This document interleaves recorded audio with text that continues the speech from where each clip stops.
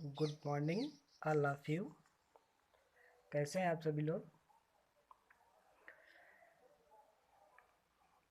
हमें पता है कि इस समय जो छुट्टियां चल रही हैं, आप लोग छुट्टियों को एंजॉय कर रहे होंगे। लेकिन जैसा कि आप सभी लोगों को पता है कि समय भी हमारे लिए बहुत कीमती है, तो छुट्टियों के साथ साथ हम इस समय का सदुपयोग भी करेंगे।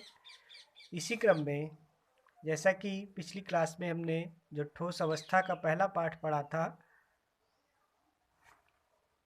उसमें हमने ठोस क्या है, ठोसों का वर्गीकरण, क्रिस्टलीय ठोस और अक्रिस्टलीय ठोस के बारे में पढ़ा था।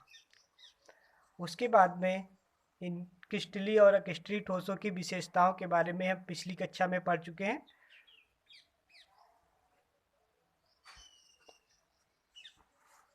ये दूसरा जो भाग है हमारा ठोस अवस्था से ही, इसमें हम क्रिस्टलीय ठोसों के वर्गीकरण के बारे में पढ़ेंगे। तो चलिए शुरुआत करते हैं हम क्रिस्टलीय ठोसों के वर्गीकरण से।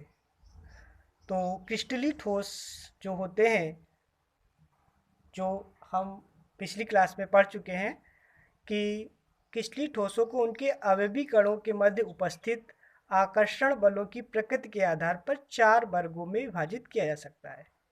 यानी जो हमारे क्रिस्टलीय ठोस होते हैं, जो एक निश्चित क्रम में जो बंधे हुए होते हैं, जिनके अणु जो होते हैं वो एक नियमित ज्यामितीय व्यवस्था में बंधे होते हैं, तो उनको प्रकृति के आधार पर उनके मध्य जो आकर्षण बल होता है, उसके आधार पर इन्हें हम 4 वर्गों में विभाजित कर सकते हैं। तो इसमें से पहला भाग है हमारा आणविक ठोस, जिसे हम कह सकते हैं मॉलिक्यूलर सॉलिड। इनकी विशेषता ये होती है कि ये अणुओं से मिलकर के बने होते हैं। प्रकृति के आधार पर ये जो आणविक ठोस होते हैं, ये भी 3 प्रकार के होते हैं। तो इसमें से पहला है हमारा ध्रुवीय ठोस। ध्रुवीय ठोस क्या होते हैं? इनमें जो ध्रुवीय अणु होते हैं, ध्रुवीय अणु का मतलब होता है इसमें धनायन और ऋणायन दोनों आवेश जो होते हैं वो उपस्थित होते हैं। यानी जिसमें धनायन और ऋणायन आवेश पाए जाते हैं, उनको हम ध्रुवीय आयन कहते हैं। तो जिनमें ध्रुवीय अणु पाए जाते हैं, तो उन्हें हम ध्रुवीय ठोस कह सकते हैं, और इनके मध्य ध्रुवीय सहसंयोजक बंध भी पाए जाते हैं। इनमें द्विध्रुव आकर्षण बल पाया जाता है, जैसे कि SO2 सल्फर डाइऑक्साइड, HCl आदि जो हैं, ये हमारे ध्रुवीय ठोस के अंतर्गत आते हैं। वैसे तो ये गैस और द्रव अवस्था में भी पाए जाते हैं, लेकिन यहाँ पर ये ठोस अवस्था में ही दिखाए गए हैं। तो ध्रुवीय ठोस में आते हैं हमारे सल्फर डाइऑक्साइड और HCl आदि। तो जो आणविक ठोस होते हैं, आणविक ठोसों की संरचना ये दिखाई गई है। ये अणु जो है, ये अणु आपस में आकर्षण बलों के द्वारा इस तरह से बंधे होते हैं, इसे कहते हैं हम आणविक ठोस। तो ध्रुवीय ठोस के बाद में दूसरा प्रकार है इसका अध्रुवीय ठोस। अध्रुवीय ठोस क्या होते हैं? इन ठोसों का निर्माण अध्रुवीय अणु या परमाणुओं से होता है, जिनके मध्य अध्रुवीय सहसंयोजक आबंध पाए जाते हैं। यानी कि ध्रुवीय ठोसों में ध्रुवीय सहसंयोजक बंध पाए जाते हैं, और अध्रुवीय ठोसों में अध्रुवीय सहसंयोजक बंध पाए जाते हैं, जिसकी वजह से ये विद्युत के कुचालक होते हैं। विद्युत के कुचालक क्यों होते हैं? क्योंकि अध्रुवीय ठोस जो होते हैं, इसमें जो मुक्त इलेक्ट्रॉन होते हैं वो नहीं पाए जाते हैं, और मुक्त इलेक्ट्रॉन की अनुपस्थिति की वजह से ये जो होते हैं वो विद्युत के कुचालक होते हैं, जैसे कि hydrogen, chlorine, iodine, carbon tetrachloride, CCl4 आदि जो है अध्रुवीय ठोसों के उदाहरण कहलाते हैं। तीसरा पॉइंट है हमारा हाइड्रोजन आवंधित ठोस। यानी कि जो आणविक ठोसों का तीसरा प्रकार है, उसे कहते हैं हाइड्रोजन आवंधित ठोस। इस प्रकार के ठोसों के मध्य में प्रबल हाइड्रोजन बंध उपस्थित होते हैं। हाइड्रोजन बंध क्या होते हैं? यानी कि जब कोई हाइड्रोजन परमाणु किसी प्रबल ऋण विद्युतीय तत्व के साथ संयोग करता है, तो एक विशेष प्रकार का वो बंध बनाता है, जिसे हम हाइड्रोजन आबंध कहते हैं। जैसे कि हाइड्रोजन धन विद्युतीय है, ऑक्सीजन ऋण विद्युतीय। तो हाइड्रोजन जब ऑक्सीजन प्रबल ऋण विद्युतीय से संयोग करता है, तो इसके मध्य जो बंध बनता है उसे क्या कहते हैं? हाइड्रोजन आबंध। तो H2O, NH3, C2H5OH, HF, hydrogen fluoride आदि, इन सभी में हाइड्रोजन आवंधित ठोस के ये एग्जाम्पल कहलाते हैं।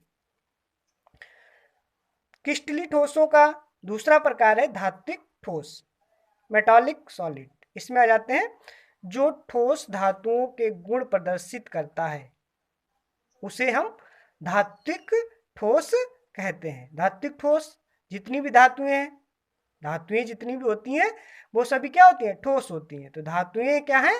धात्विक ठोस कहलाती हैं। ये धातु धनायन एवं उससे संलग्नित इलेक्ट्रॉनों का व्यवस्थित समूह होता है। ये विद्युत एवं ऊष्मा के सुचालक होते हैं। जैसा कि हम सभी लोग जानते हैं कि जितनी भी धातुएं होती हैं वो सारी की सारी विद्युत और ऊष्मा की सुचालक होती हैं। तो ये धात्विक ठोस कहलाते हैं। जैसे कि Ag सिल्वर, Au सोना, Fe आयरन, कॉपर आदि, ये सारी की सारी धातुएं कहलाती हैं। धात्विक ठोस की संरचना देखिए, यहाँ पे धात्विक ठोस है, ये मुक्त इलेक्ट्रॉन इसमें दिखाए गए हैं। ये धात्विक ठोसों की संरचना को समझ सकते हैं आप इस तरह से ग्राफ चित्र के द्वारा। इसके बाद अगला है आयनिक ठोस, यानी क्रिस्टलीय ठोसों में तीसरा प्रकार है हमारा आयनिक ठोस। इनके अवयवी कण धनायन एवं ऋणायन होते हैं, जिसमें आयनिक आबंध पाया जाता है। ये गलित अवस्था में विद्युत का चालन करते हैं। इनके अवयवी कण जो होते हैं, आयनिक जो ठोस होते हैं, इसमें धनायन और ऋणायन दोनों प्रकार के आवेश जो होते हैं वो उपस्थित होते हैं। जैसे कि NaCl Na पॉजिटिव और Cl निगेटिव है। और ये जो गलित अवस्था में यानी कि ये विलयन अवस्था में जब होते हैं तो इनके अंदर विद्युत का चालन होता है। तो ये जैसे कि NaCl, KCl, धातु ऑक्साइड, धातु सल्फाइड, ये आयनिक ठोस के एग्जाम्पल है। चौथा प्रकार का है क्रिस्टलीय ठोस में सहसंयोजक ठोस, जिसे हम कह सकते हैं नेटवर्क ठोस या परमाणुवीय ठोस। इनके अवयवी कणों के मध्य सहसंयोजक आबंध पाया जाता है। यानी कि जो सहसंयोजक ठोस होते हैं इनके कणों के बीच में कौन सा आबंध पाया जाता है? सहसंयोजक आबंध पाया जाता है, जिससे एक क्रिस्टल जालक का निर्माण करते हैं। ये अत्यधिक कठोर एवं भंगुर होते हैं। भंगुर का मतलब जब हम किसी चीज से पीटते हैं तो वो टुकड़े टुकड़े होकर के टूट जाता है, उसे हम कहते हैं भंगुर। जैसे कि हीरा, ग्रेफाइट आदि, ये सारे के सारे सहसंयोजक ठोस के उदाहरण कहलाते हैं। ये इसकी संरचना देखिए, सहसंयोजक ठोस की संरचना दी गई है। इसमें ये परमाणु हमारे हैं जो कि मुक्त इलेक्ट्रॉनों के द्वारा घिरे हुए हैं। सहसंयोजक ठोस की ये संरचना दी गई है। ये आयनिक ठोस की संरचना, इसमें आयन दिखाए जा रहे हैं, धनायन और ऋणायन दोनों प्रकार के, और ये सहसंयोजक ठोस की संरचना है। सहसंयोजक ठोस से संबंधित एक प्रश्न जो है वो विशेष तौर से पूछा जाता है कि हीरा, यानी कि इसके एग्जाम्पल हीरा और ग्रेफाइट है। हीरा जो है वो विद्युत का कुचालक होता है, जबकि ग्रेफाइट जो है वो विद्युत का सुचालक होता है। ऐसा क्यों होता है?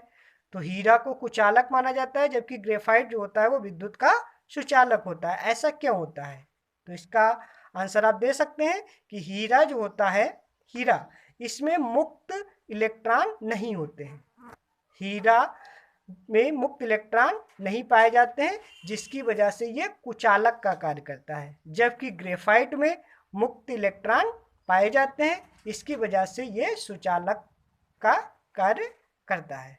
तो ये थे हमारे क्रिस्टलीय ठोसों का वर्गीकरण। 4 प्रकार के क्रिस्टलीय ठोस थे हमारे: आणविक ठोस, धात्विक ठोस और आयनिक ठोस और सहसंयोजक या नेटवर्क ठोस। इसके बाद चलते हैं क्रिस्टल जालक। अगली हेडिंग है हमारी क्रिस्टल जालक। क्रिस्टल जालक क्या कहते हैं? त्रिविम आकाश में अवयवी कणों की नियमित व्यवस्था को हम क्रिस्टल जालक कहते हैं। यानी कि जो अवयवी कण होते हैं उनकी एक निश्चित क्रम में, जो नियमित रूप से, जो छोटे छोटे अणु जो होते हैं वो एक व्यवस्थित क्रम में जब जुड़े होते हैं तो एक जाल जैसी संरचना बनाते हैं, उसे हम क्रिस्टल जालक कहते हैं। जैसे कि कह सकते हैं हम कि क्रिस्टली ठोसों में अवयवी कणों की एक निश्चित ज्यामिति में त्रिविम व्यवस्था होती है। इस त्रिविम व्यवस्था को ही हम क्रिस्टल जालक कहते हैं। जैसे कि एकक कोष्ठिका। एकक कोष्ठिका क्या होती है?